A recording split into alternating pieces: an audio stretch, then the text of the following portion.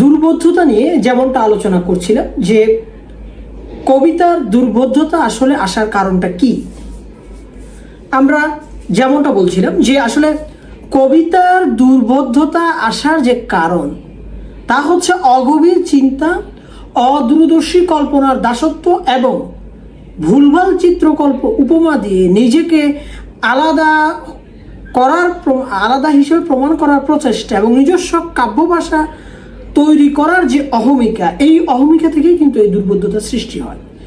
বিশেষ করে আমি যেটা বলতে চাই যে গত 20-25 বছর যারা কবিতা চর্চা করছেন তাদের অবস্থা সেক্ষেত্রে বিবেচ্য বিষয়।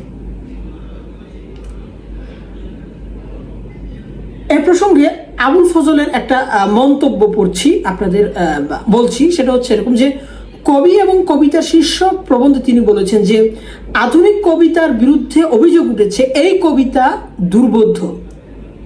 এই অভিযোগ একেবারে উড়িয়ে দেওয়ার মতো নয় এবং কবিদের মনে রাখতে হবে কোনো মহৎ কবি দুর্বোধ্য নয়, কিছুমাত্র দুর্বোধ্য নন রবীন্দ্রনাথ বা নজরুল। সবচেয়ে বড় কথা তিনি বলছেন যে কোনো কবি শুধু নিজের জন্য কবিতা লেখেন না, তিনি লেখেন পাঠকের জন্য।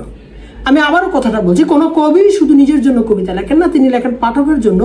তাই যত বেশি পাঠকের হৃদয় দ্বারে তিনি পৌঁছতে পারবেন ততই তার কাব্যের সার্থকতা লাভ করবে। কাজেই কবিকে তার নিজের কবিতার খাতিরেই সহজবোধ্য হতে হবে। এখন প্রশ্ন হতে পারে আবুল ফজল কি তারপর থেমে গেলেন? না, আবুল ফজল তারপর থামেননি। আবুল ফজল তারপর কবিদের পরামর্শ দিয়ে বলেছেন যে কবিকে তার নিজের কবিতার খাতিরে সহজবোধ্য হতে হবে। এই পরামর্শ আমাদের আসলে একটু মনে রাখতে হবে যে কারণ কবির সৃষ্টি কিন্তু পাঠকের জন্য। এই পাঠক কিন্তু কাল থেকে কালান্তরে ট্রান্সফার হবে এবং এই পাঠক কাল থেকে কালান্তরে ট্রান্সফার হলে যুগের প্রবাহমানতার মাঝে একজন কবি বা সাহিত্যিক টিকে যাবে। পাঠক যদি কবির ভাষা সংকেত বা ভাষার ব্যবহার বা অনুভূতি উপলব্ধি না করতে পারে কবিতা থেকে, তাহলে সেই সৃষ্টির মূল্য কি আসলে? এখন আমরা যদি 30-এর পঞ্চপাণ্ডবের পর যদি আমরা আবুল হাসান, আহসান হাবিব, শামসুর রহমান, আল মাহমুদ, শহীদ কাদরী, বিনয় মজুমদার, শঙ্কর, শক্তি চট্টোপাধ্যায়, আবুল হাসান, রফিক আজাদ, মোহাম্মদ নুরুল হুদা, নীলবন্ধু গুণ, আবিদ আজাদ প্রমুখ পর্যন্ত ধারাবাহিক যে প্রবাহ কবিতার তার আলোচনায় আসি, তাহলে দেখব যে এই ধরনের কবিরা, মানে এই যে আমরা যার কথা বলছি, যে তারা কিন্তু দুর্বোধ্য কবিতার লেখেননি। সেই অর্থে যে দুর্বোধ্য, সেই দুর্বোধ্য কবিতা কিন্তু লেখেননি। কিন্তু গত 25 বছর, বিশেষ করে শেষের 10 বছর যে সংশয়ী যে চেতনা বা যে কবিতা লেখার যে প্যাটার্ন, সেটা যেটা হারিয়ে গেছে, এর বিপরীতে অর্থাৎ নিজস্ব প্রতিভা নিয়ে যে সংশয় থাকা, কবি নিজেকে উন্নয়ন করার প্রচেষ্টা, সেই তার বিপরীতে এখন বাসা বেঁধেছে হচ্ছে গোঁড়ামি, উগ্র বিশ্বাস এবং অবিশ্বাস। এই যে প্রথমোক্ত কবিদের কথা বলছি, তাদের তুলনায় এখনকার কবিদের যে অবস্থা, তারা হচ্ছে এই যে এখনকার লোকজন কেউ যুক্তির ধার ধারে না। তারা তর্কের জোরে জিততে চান এবং চায়ের কাপে তারা ঝড় তোলেন এবং এক পক্ষ কয়েকজন বয়োবৃদ্ধ নিয়ে তার আন্ডারে, অর্থাৎ তার কিছু ভক্তকুল তৈরি হয়, শিষ্য চেলা।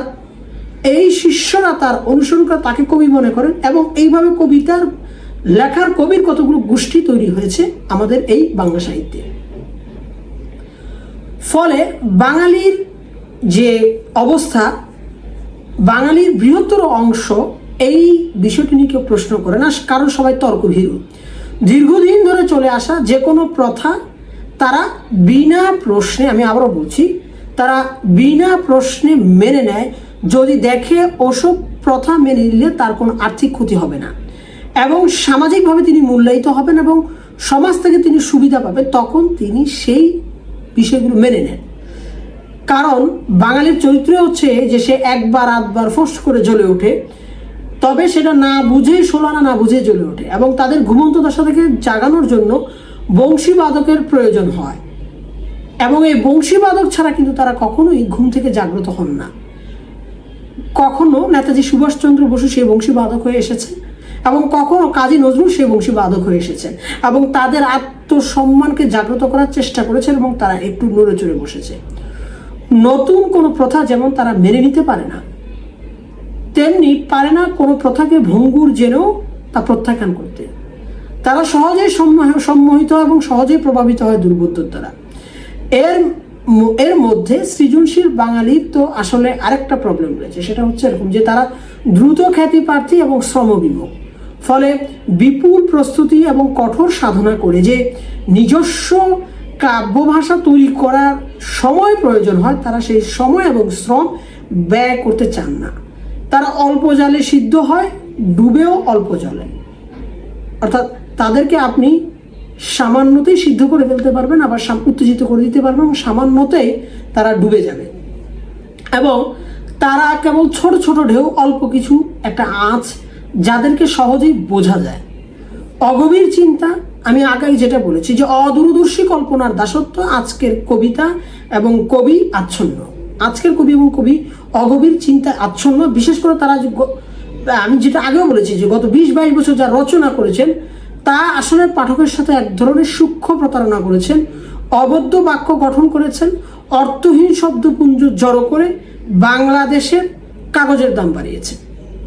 অথচ কবিতা অপাঠ্য থাকার জন্য দোষ দিচ্ছেন তারা পাঠকের উপর। কবিতার বই এখন পাঠক কাটে না, কবিতার বই এখন আরশোলা বা তেলাপোকা কাটে।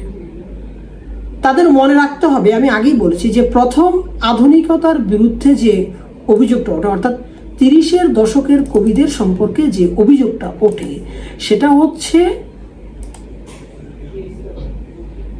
সেটা হচ্ছে বিষয়টা এরকম যে একটা কালচারের সাথে, একটা ইতিহাসের সাথে, একটা ঐতিহ্যের সাথে মানুষের জানাশোনা না থাকার কারণে। আর আজকের কবিদের বিরুদ্ধে দুর্বোধ্যতার অভিযোগ এই অর্থে আপনি ব্যবহার করতে পারবেন না, কারণ আজকের কবিদের প্রস্তুতির তুলনায় পাঠকদের প্রস্তুতি আরো বেশি। প্রথম আধুনিকরা, অর্থাৎ এই 30-এর কবিরা প্রস্তুতি ছিল পাঠকদের তুলনায় বেশি, কিন্তু আজকে পাঠকের প্রস্তুতি যেই পরিমাণ কবিদের, তা শূন্যের কোটায়। এবং আজকের কবিতা এ কারণে কোনোভাবেই আপনি দুর্বোধ্য বলবেন না। সবচেয়ে ভালো হয় তাকে যদি অবদ্ধ, অর্থাৎ বুঝতে অক্ষম যদি বলা হয়। আজকের কবিতা আপনি দেখবেন, আজকের কবিদের কবিতা রচনার আগে ছন্দ অলঙ্কার, ভাষা সংকেতের প্রয়োগ এবং শব্দের ব্যবহার, উপমা, উৎপ্রেক্ষা এবং অনুপ্রাস, এই ধরনের কোনো প্রস্তুতি নেই, এবং এগুলোর অধিকাংশ ক্ষেত্রে ভুল প্রয়োগ রয়েছে। এবং জীবদ্দশায় তারা তো হারিয়ে যাবেন কালের ধুলোয়, মৃত্যুর পর তাদের কোনো অস্তিত্ব থাকবে না, এই ধরনের আশঙ্কা তারা করেন না, বরং তারা মনে করেন তারা মহৎ সাহিত্য রচনা করেছে।